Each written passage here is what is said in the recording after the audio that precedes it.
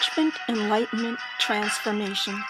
Rabbi Yisroel Cutler, the spiritual leader of Chabad of Cary, North Carolina, guides anyone who has been searching for a meaningful life and conscious living. Join our discussions about the mundane, our daily activities, and then infuse every day with a spiritual twist from the inspired sages of the Talmud and Jewish mysticism, which many call Kabbalah. We learn from the root source of all religious monotheistic traditions and delve into the symbolism and levels of meaning from biblical stories.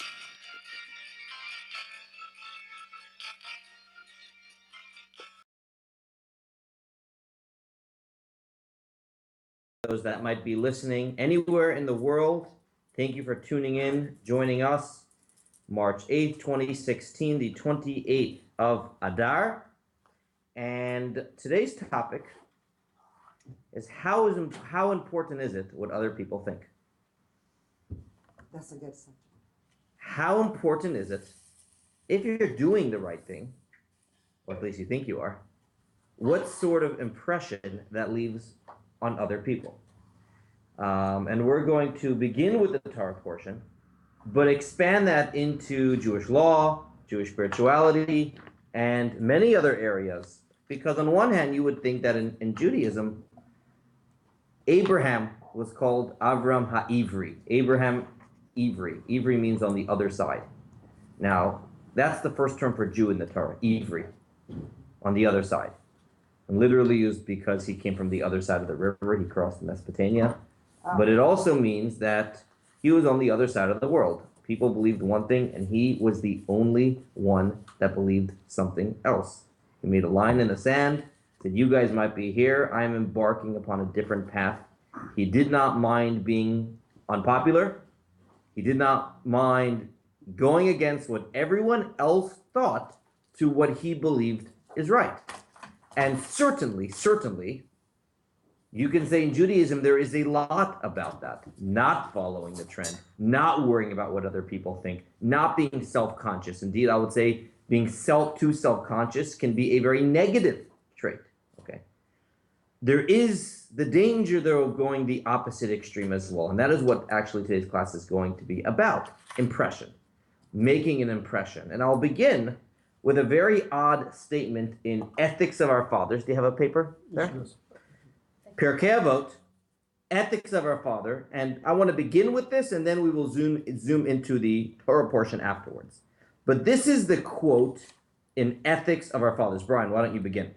He would also say, one who is pleasing to his fellow man is pleasing to God, but one who is not pleasing to his fellow man is not pleasing to God. You want to know what God thinks of you? What do other folks think of you? Okay, I mean that's essentially what this statement. And Pirkei Avot are a lot of the one-liners of the sages who lived in the Talmudic era. There are a lot of famous lines. If I'm not for myself, who am I? You know, there are a lot of famous lines in Pirkei Avot. And here we have a line. You want to know what God thinks of you? How do other people think of you? So at face value, I see Pam is going like this. At face value, we have some surprises. Is Judaism encouraging us to be people pleasers? Yeah. But normally I would think not. Correct. So what is the meaning of this statement? It is odd. And in Hebrew, kol ruach habriot nochehemenu. It translates, it's a literal translation. If people like you, then ruach hamakom, the Spirit of God is happy with you. And if not, that's a sign that the Spirit of God is unhappy with you. What is the meaning of that? It's odd. It is odd.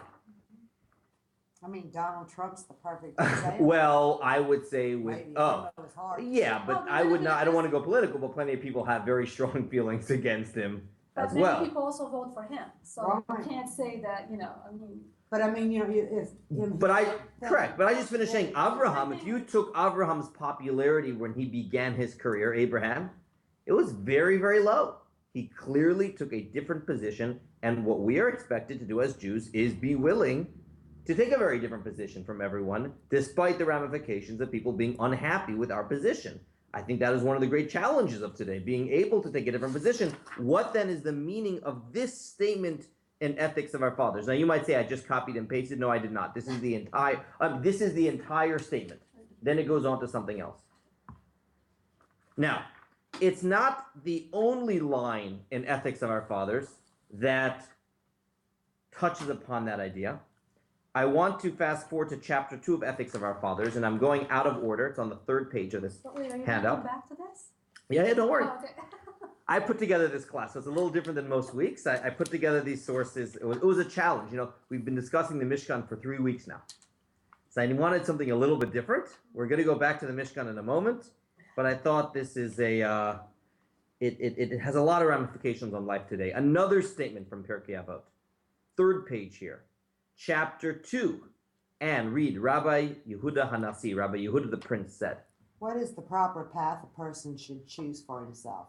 Whatever brings glory to himself and grants him glory before others. Okay, another statement from Pirkei Avot. Now, don't read the Rebbe's interpretation on that. Save that for later. I want to raise the question first. You want to know what the proper path is? Now, I would think the answer to that question is, what does the Torah say, right? Right. He says, what will bring glory to yourself and glory to other people? Is that what we're looking for? What other people will, again, think of what we do? So clearly, both of these statements have to be understood better because it runs contrary to so much in Yiddishkeit, so much in Judaism about doing what is right regardless of popular opinion. Okay. Let us now, with that in mind, let us dive into the Parsha. The Torah portion is the last of 4 that discuss the building of the Mishkan. What it does is it goes through how the Jews built everything, and Moshe, like the IRS in April, take an inventory. What kind of inventory? Every single piece of gold or silver that was contributed. He is as transparent as any organization has ever been. Let's begin, Pam, read from our Parsha. These are the numbers. Start from the name of the Parsha is Pikudei. It means numbers. Oh, back on page 1. And now we're back on page 1. These are the numbers of the Mishkan of the testimony, which were counted at Moses' command. This was the work of the Levites under the direction of Ithamar, the son of Aaron, and Cohen. All the gold that been used for the work and all the work of the gold of the waving was 29 talents, 730 shekels, according to the holy shekel. The silver of the community numbers was 100 talents and 1,775 shekels, according to the holy shekel. And it continues, the bronze was this, and they make a calculation of every item. And this is really odd. The last couple of weeks I asked, why does the Torah have to give us every detail of the construction of the temple? Here, it's not even the construction. It was how many cents were donated.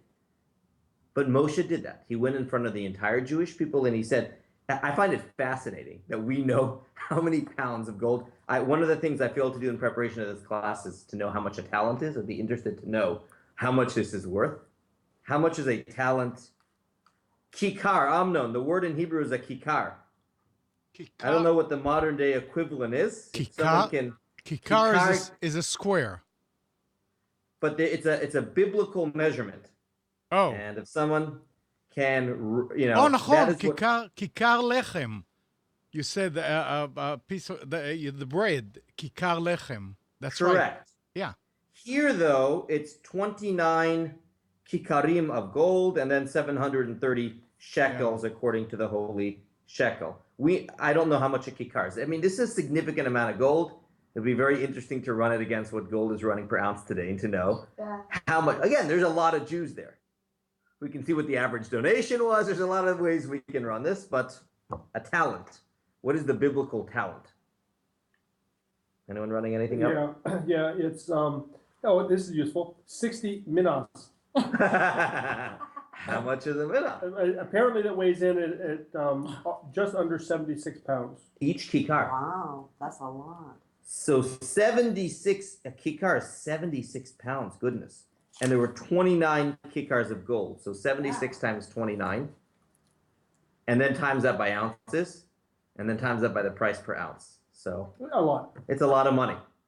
But what is fascinating is I only here attached the first paragraph, but Moshe makes a calculation of how everything was used.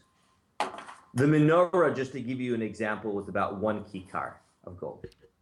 So this is 29 total. It's a lot of gold. Some they melted down. Okay.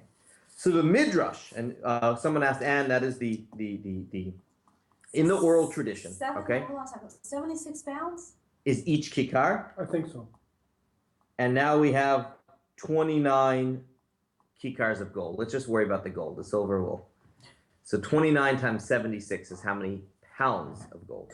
I don't know, but I want to calculate. Okay, don't get distracted too much. We've got the rest of the class. That's But really interesting. So I found another reference where it's 120 pounds. So it's a lot either way. 120. Yeah, it could be 60 pounds or 120 all right, so by even this if, reference, but it's a lot. Rabbi, Yes. I was running it on the internet, and it says the Torah says that the menorah for the Mishkan was made of 1 kikar of gold. correct. And So the there are, menorah was 1 kikar of gold. yeah, and it says that there are 3,000 shekels in the kikar, in a kikar, according to the Chazon Ish, and so it's about 1,530 ounce. Right. A lot. It's a lot. So even if we did the 70 pounds, let's say, okay, you can do how much, how much that is. 100 pounds, let's to be in the 100 pounds? Okay, Well, 100 because- pounds? Okay. Because one is 76, one is Okay, let's go 100. further, guys. It's 290 pounds of gold. What's 290 pounds of gold worth? That's the question. 2,900 pounds. Oh, 2,900 pounds of gold. Wow. And each pound is 16 ounces. Okay. But again, if you times it by the number of Jews there, perhaps it is not that extraordinary. In any event, No, because it's not by the number of Jews, it's because they had a finite amount of gold when they left. That's a lot of gold. yeah, but it says in the parsha last week when the Jews actually contributed, remember, Moshe had to tell them to stop. It was the Right. one fundraising drive in history where they had too much money. But let's go to what the Midrash, and in the oral tradition, there's 2 parts of the oral tradition. There is the legal side of the oral tradition, which tells us the details of mitzvot, details of Jewish laws that are not mentioned specifically in the verse. And it will tell us that an eye for an eye is not literal, but it refers to finance. And then there is the oral tradition on the stories of the Torah. And tell us behind the scenes information or lessons. Not all of these need to be literal, the Midrashim on the Torah. But this Midrash writes, why is Moshe why is there this internal audit? Now you might say it's good practice of any nonprofit to do that. But would people really accuse Moshe of stealing? Maybe you would say with all the kvetching that the Jews did, Right. maybe. There's always going to be one. Oh, but the Medrash writes something else, right? Janice, please read. The Medrash Medrash Tanchuma. Tanchuma. Yeah. For it is a man's duty to be free of blame before men as before God, as it is said, and be guiltless toward God and toward Israel. Interesting verse. Be guiltless towards God and towards Israel. Now, you might think if I'm guiltless towards God, I must be doing pretty good, right? Well, it says be guiltless towards God and to people.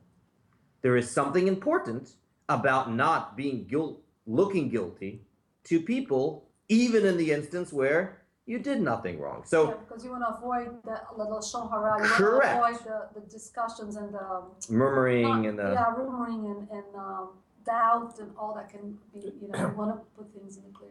So Well- people don't sin, basically. right. Well, also, I think, plain and simple, it's not good for society Yes. to doubt the integrity of your leaders. Beautiful. Yeah. Absolutely. That Fine, too. that's- Absolutely.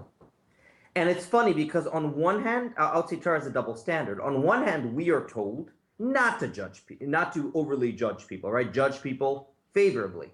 On the other hand, we ourselves are told to do things that avoid suspicion, do things that avoid rumors, do things that avoid, people thinking you're guilty, even if you are actually blameless towards God. And that is the meaning of this verse. So it could be as simple as people have to have trust in the leaders, but this is seen more broadly in Jewish tradition as a source of not doing something to create a impression that is faulty. Okay, and This, the Moshe's, the survey. yes, the Moshe's calculating every ounce of gold, silver, and even copper is seen as a biblical source, and the fact that the Torah dedicates really valuable real estate, a lot of words towards that, is to teach us this lesson. It is important, especially in leadership position, but in any position, to not only live with integrity, but to do things that avoid suspicion. So I have now here, what we're going to do is where this is true in nonprofits, where this is true in other areas of Torah, and finally, what I want to dedicate most of the time to is beyond the legal dimension of this law, what it's really about in Jewish spirituality. So let us begin with some examples. These are all from Talmud or the Code of Jewish Law. Here goes. This is interesting. Brian. The similar examples? In the service of the Holy Temple, yes. This Right, is from the Talmud, yeah. One whose hair is braided should not separate from the collections, so that he isn't suspected of hiding some of the monies in his braids. It was taught that they would comb the braids. It was taught they would talk to him from the moment he entered the room where the money was stored to the moment he exited. In other words, that he doesn't hold any in his mouth. Why don't we have him fill his mouth with water? Because of the bracha. We find in Torah, in Nevi'im and Ketuvim, that a person must give no cause for suspicion to other people, just as he must give no cause for suspicions for God. In the Torah it says, and be guiltless towards the Lord and towards Israel. In Ketuvim it says, so shall you find favor and good understanding in the sight of God and humanity. Okay, so that's the extreme. The shekalim, by the way, was this coin that everyone would have to give every year as a yearly tax. And those in charge of the shekalim would not have long hair. Interesting.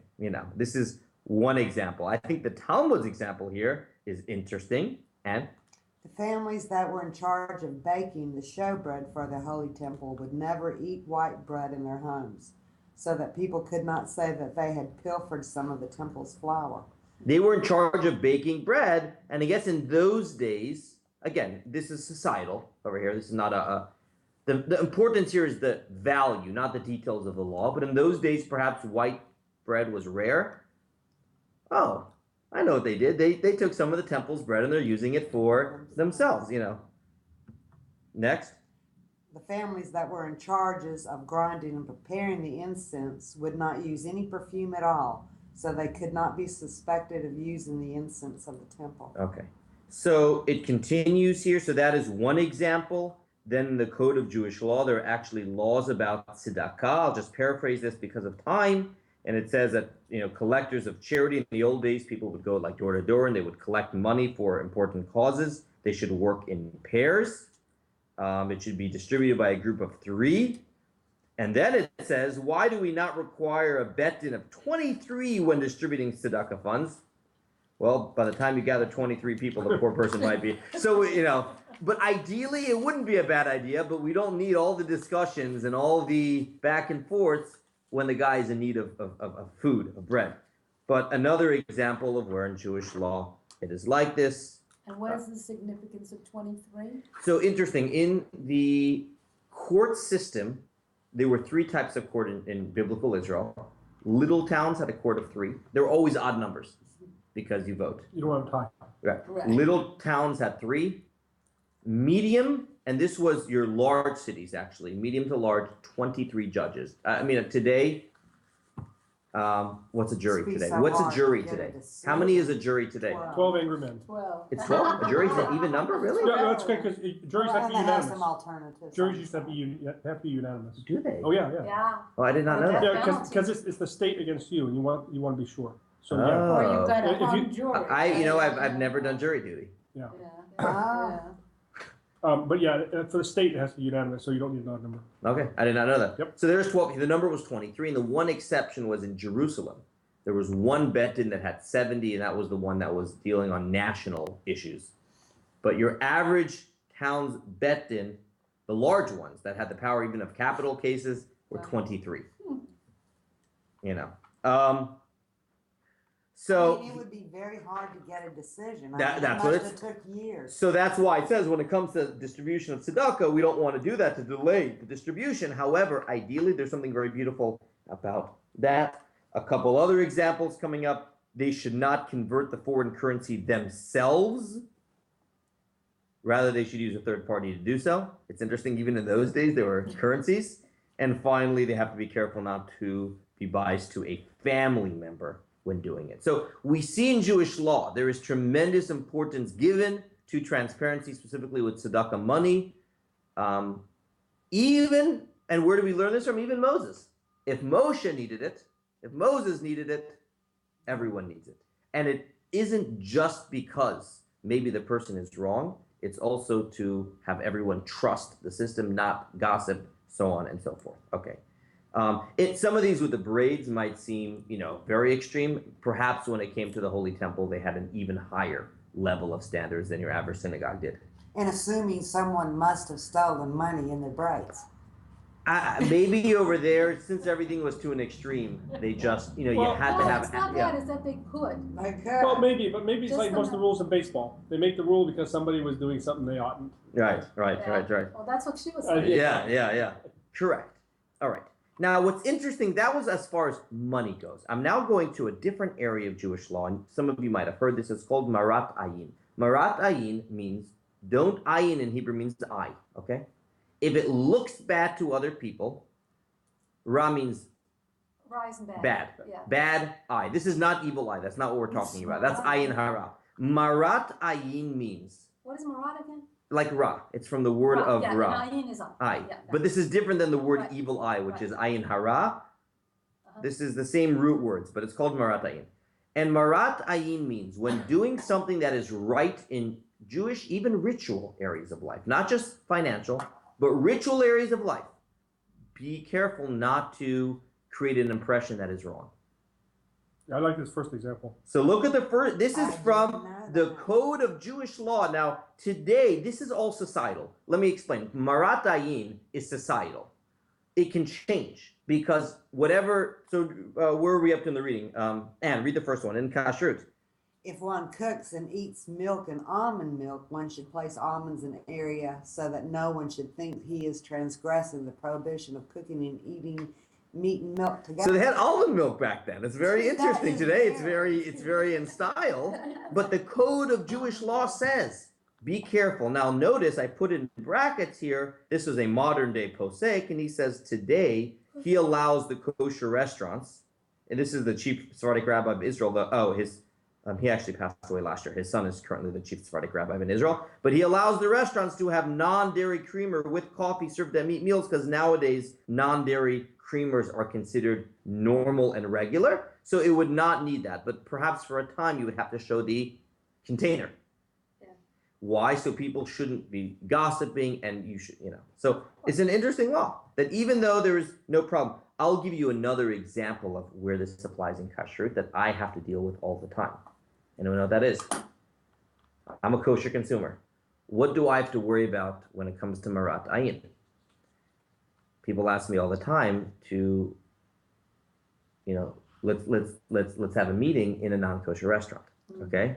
This is an issue that comes up all the time. So one of the laws of marat ayin is someone that is clearly walking around as I am, very easily noticeable as a Jew and a kosher consumer.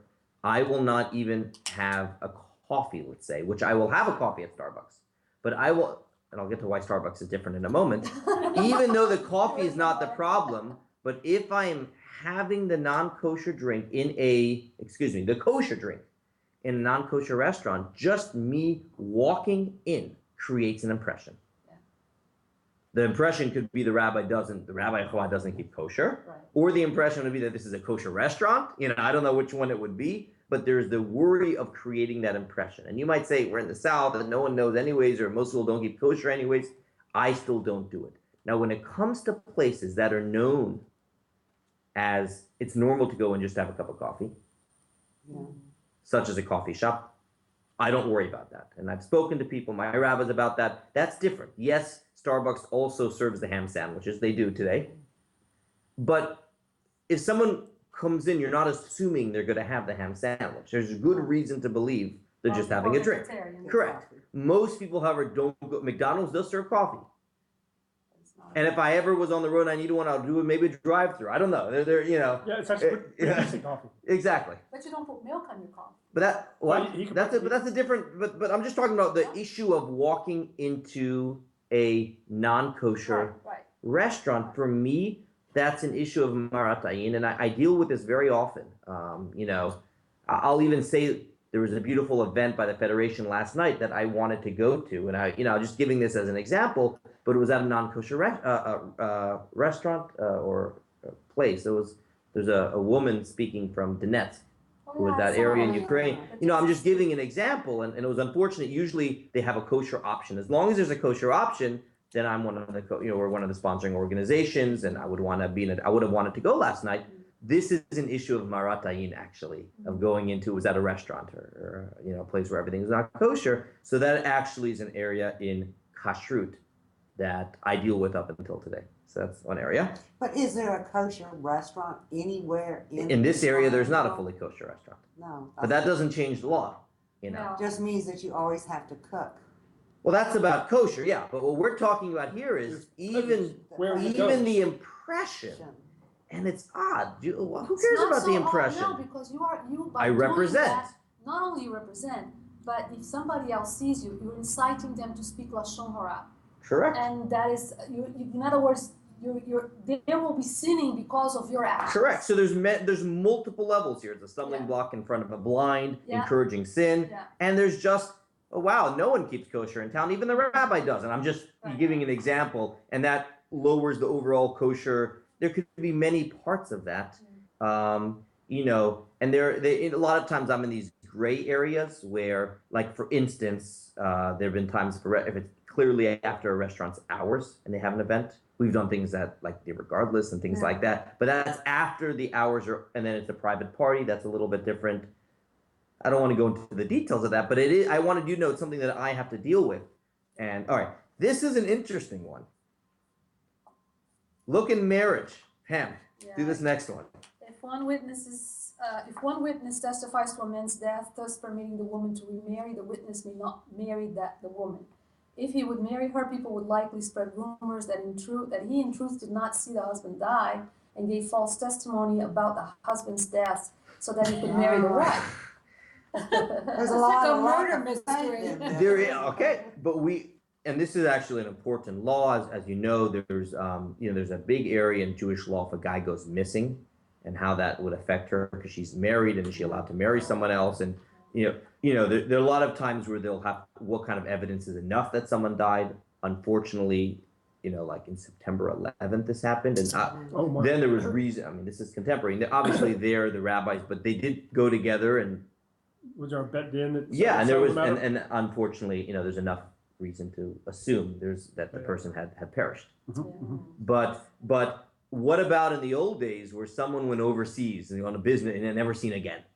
Wonder. And why. today, it's, there's communication. Yeah. Someone disappeared. Well, what you would have someone come from overseas, by the way, and man, woman, either one testifies, I saw this person passed away, and that would be enough. This was the one area of Jewish law where one person was enough. He didn't need two. Interesting. But that one person couldn't go afterwards and marry that woman. What would happen in a situation of MIA where they, Correct. You'd have to wait. So very interesting. In biblical times, there was a tradition that before a guy went to war, if they knew it was a dangerous war, they would write a conditional divorce. Oh, nice. oh, Nice. wow. In the event they went missing, it would be retroactively a divorce. Very interesting. Mm. Very interesting about that. That's a yes. Rabbi, I didn't want to disturb you before, but we need to go back to the kashrut thing. Okay. And Debbie's saying maybe Rabbi needs to wear a large sign, I'm here to listen, not to eat. And then Marty's saying, in New York, some of the people I knew would not eat in a kosher restaurant unless they knew the rabbi who attested to the kashrut. Is that the same? That already was their. That's a good. That was their personal prerogative that they did whatever the reason they did not trust the regular supervision and they wanted to know personally not the organization, but the individual doing it, that would be their own personal kashrut thing. But that is not a marat ayin issue, because it's not a big deal. It's a kosher restaurant. We're not worried about what other people think. Yeah, people are spreading rumors Correct, about it. because it is a kosher restaurant. That was just their own personal shtick. Okay. No, on the contrary, I would say that if there was a restaurant that was a suitable enough level of kashrut for baseline kosher, okay, that even if I personally wouldn't eat everything there, I would be comfortable going inside there because there wouldn't be the issue of marat ayin. Yeah. Yeah. Okay. Now, if, however, there was what is called a kosher style deli, That's the, which is completely not kosher, but they sell pastrami on rye with cheese also, right? You know, so it's not only is there a marat ayin, I would actually argue that would be the highest level of marat ayin because that is a place that people often think is kosher anyway. So It's kind of like why the pig is particularly treif. yeah, exactly, because it has It's hiding. yeah, pork exactly. is the other white meat, right? And here is the last law. Just another. There's so many areas of marat ayin in Jewish law, but here's the third example. Where are we up to in the reading? Yeah. Shabbat. One may not allow workers to build one's home on Shabbat, even if he's currently not occupying it. This is true even when they are contracted by the job and were not instructed to do the work specifically on Shabbat. The reason for this is that people may not be aware of the contractual agreement. Let me explain that law.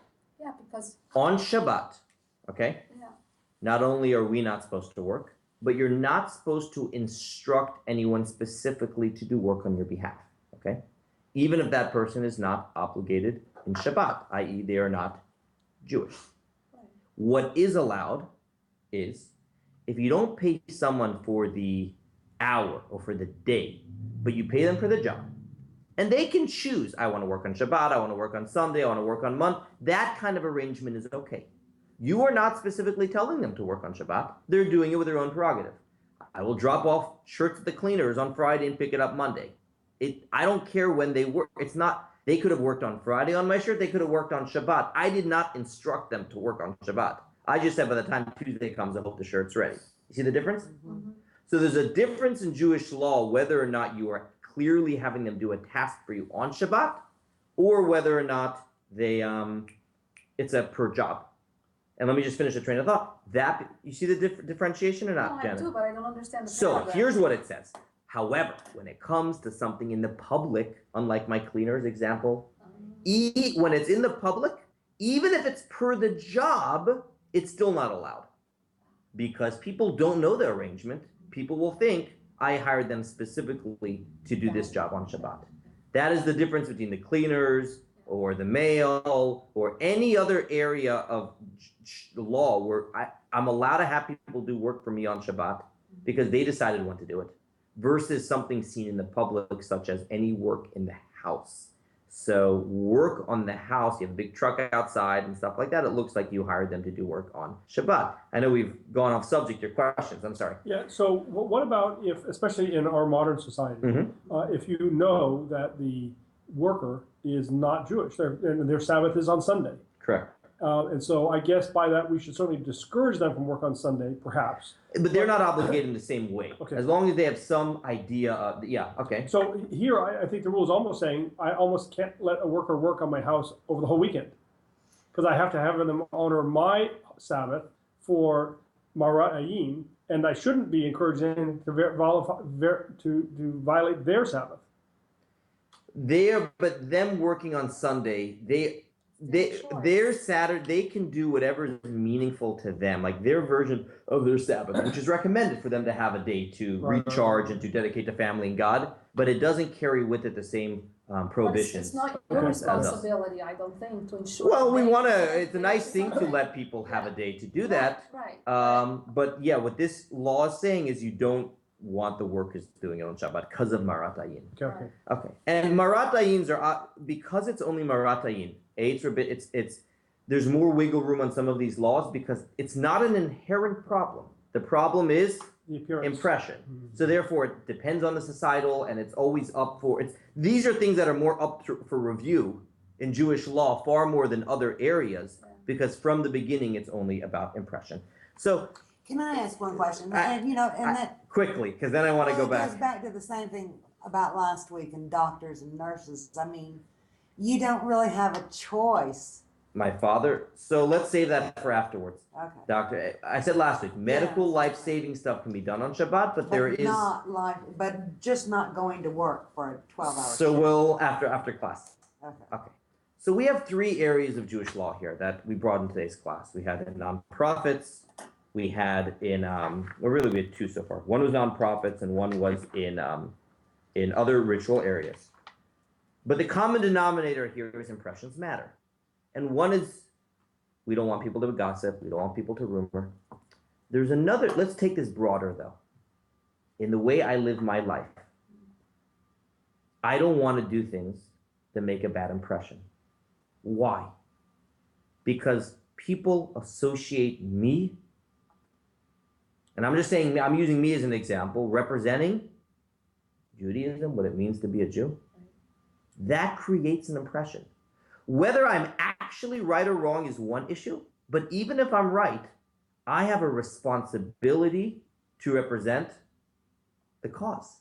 I have and not just the causes in Judaism, but also a step further, God. That is why, particularly when a religious individual, on whatever level they are, does something immoral, illegal, it's horrible. The media loves to jump all over those things, right?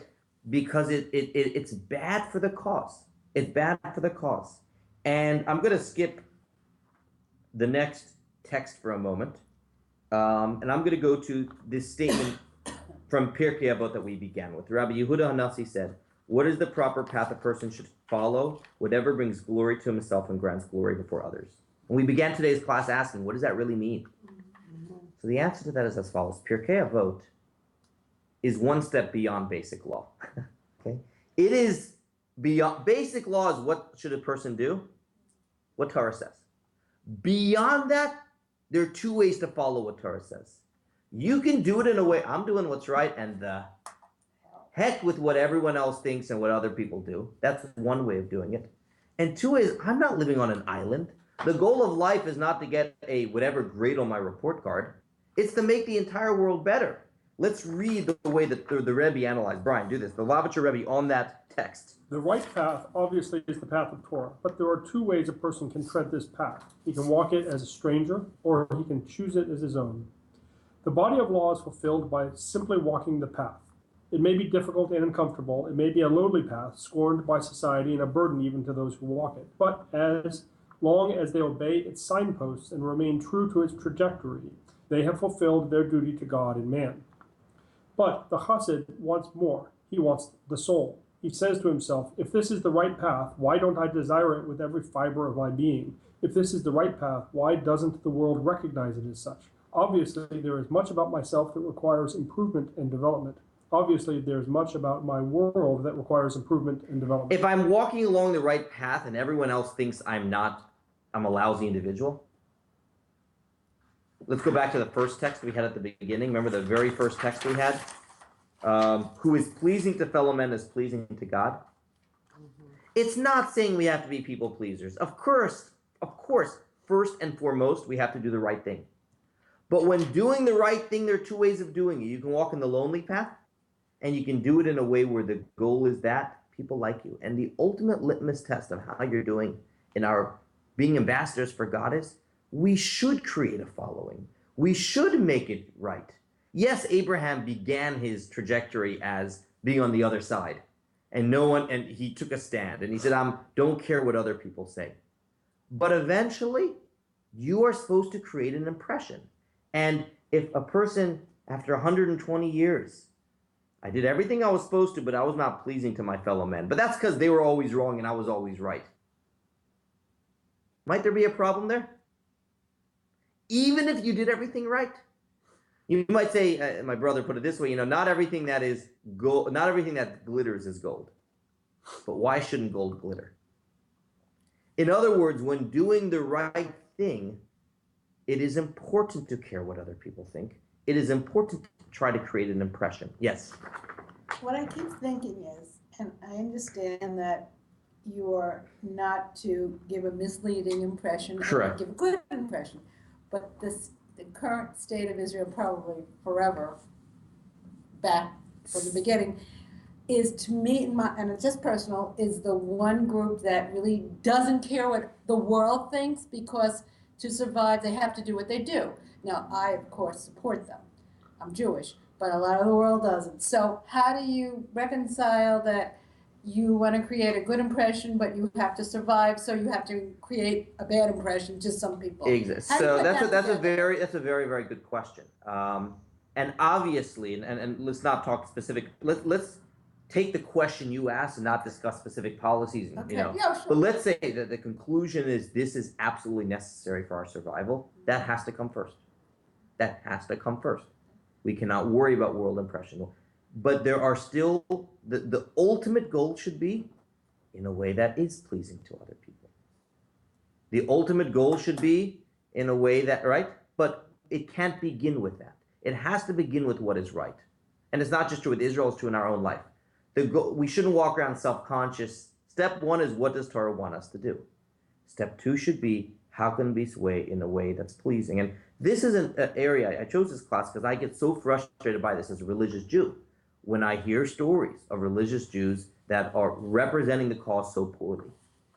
And it bothers me tremendously. Yeah, you say the cause, but I think you mean the Jewish people. cause. I mean Judaism, Torah true Judaism, you know, and it bothers me tremendously because, look, there are certain areas of Jewish law that perhaps this is the only way to do it. And there are times in life that it is possible because of standing up for what you believe is right, you will inevitably turn off, or you will inevitably make some people uncomfortable. That is part of life.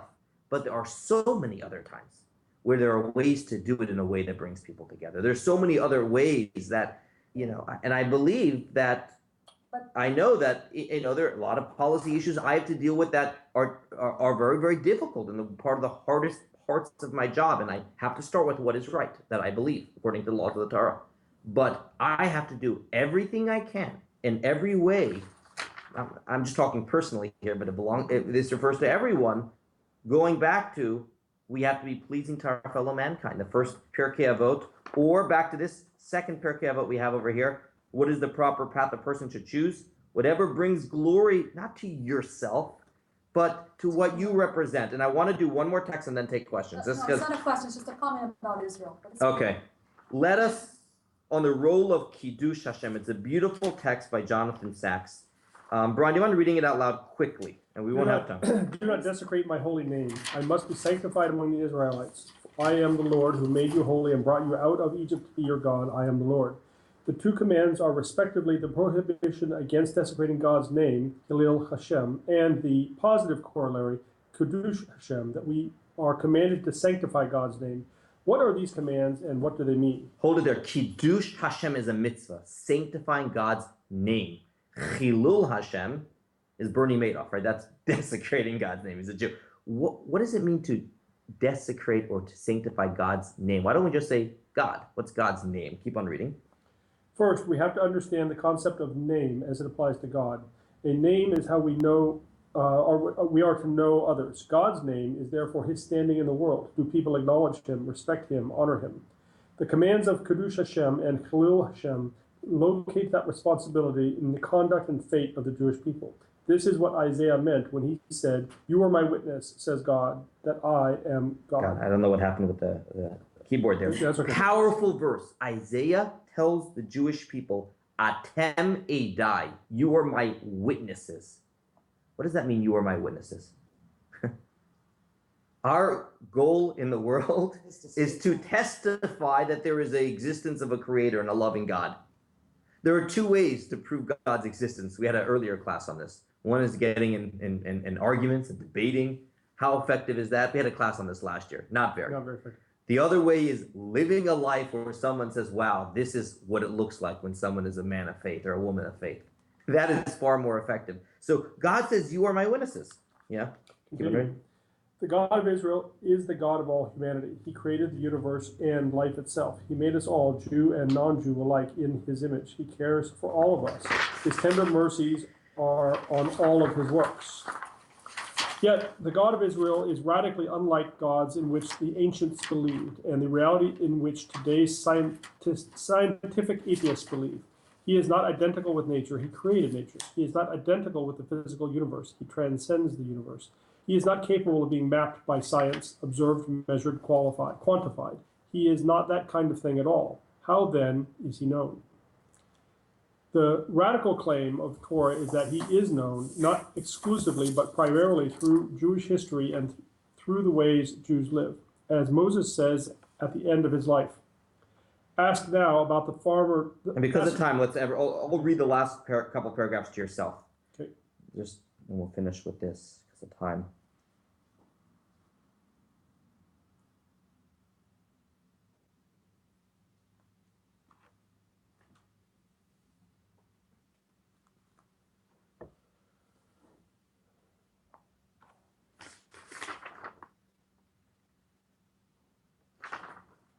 To those that are listening online, it's actually a very powerful piece penned by Jonathan Sacks, the former chief rabbi of Israel, on what it means to be ambassadors of God in the world, what it means to represent the cause. And I'll be happy to email anyone the text of this article. You can email me at YC, my initials, at chabadofcary.org, YC@chabadofcary.org. I'll send you a link to this article.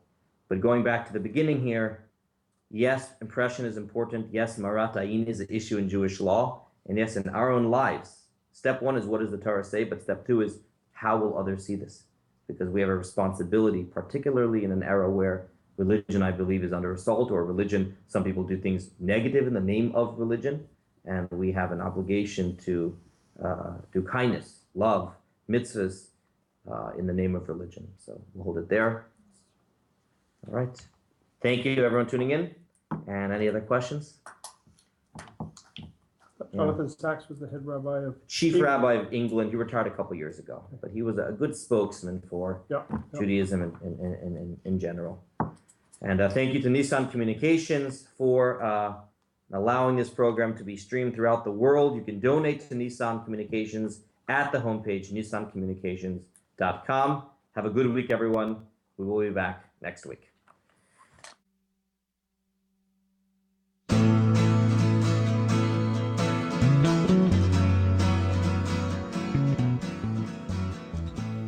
You are tuned to the Nissan Communications Network.